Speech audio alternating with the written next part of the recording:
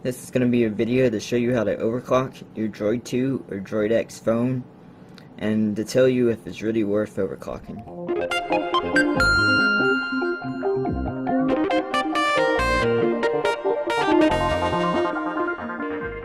To start, you must have a rooted phone. I have a link in the underbar that has a guide that will tell you how to root your phone under any operating system. To start, you need to download DX-D2 overclocker. It costs $1 on the marketplace. There are other overclockers that cost $1 as well, or the set others that you can do differently that cost $2. But this is a tutorial for the DX/D2 overclocker. To start, you'll open that. Unfortunately, on my phone, it only lets me. I couldn't get anything stable at 1.2 gigahertz, so I put it down to 1.15, and that was stable for me. So I have an unlucky phone. You might have a lucky one. There's been people up to 1.45 gigahertz on the same Droid X, so you might be lucky, you might not be. And really, you shouldn't need that much speed. The Droid X is really fast enough on stock, but for certain apps, it does help. So you pretty much, if you watch my undervolting tutorial, you should already know how to change the settings. But if you don't, you would go to manage presets, and then you can start with any preset. The one down to the ultra voltage is the older stock presets, oldies. I made that one in any of those I've made. So you could start there. You begin creating. You will name it. This is the max clock frequency, that's 1 gigahertz, and the max voltage. That will be stable. It should be on most old phones. These settings should be stable, so you don't have to worry about that. The thing about overclocking is it takes forever to know if your phone is truly stable. And the worst that can happen is you need a battery pull, and your phone might freeze up, so you'll have to manually reset it. But the overclocker, you will make this to 1.5. That's 1.15 gigahertz. Or you can change to 1 to 1.5, maybe 1.5, or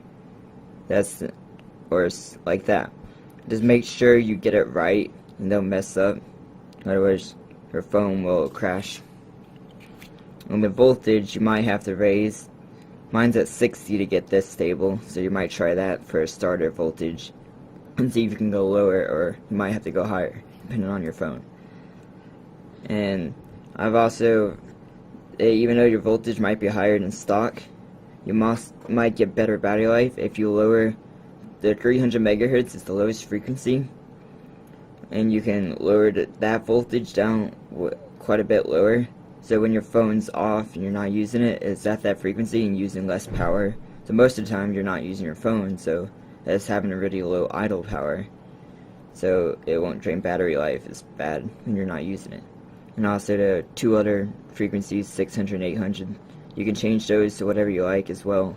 If you want 300, 400, and 500 megahertz, but then jump up to 1.2 gigahertz when you're actually using it, you could do that, or you just set whatever you want. Once you have those set, you can benchmark. These are benchmarks I use right here. You will do it before you overclock, obviously. The test, like Limpac's a quick one. It'd be about 14 megaflops before you overclock, but should be about 16 when overclocked to 1.15. Yeah, 16, which is about 14 not overclocked. In quadrant, I'm gonna cut the video and I'm gonna show you the two different scores right now between on stock frequency of 1 gigahertz and overclocked 1.15. Okay, this is the benchmark.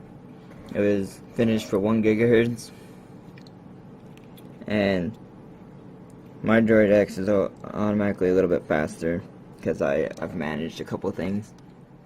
If you can see that, my device is 1393. The score a regular Droid X is, it looks like, I would say about 1300 or just over 1250.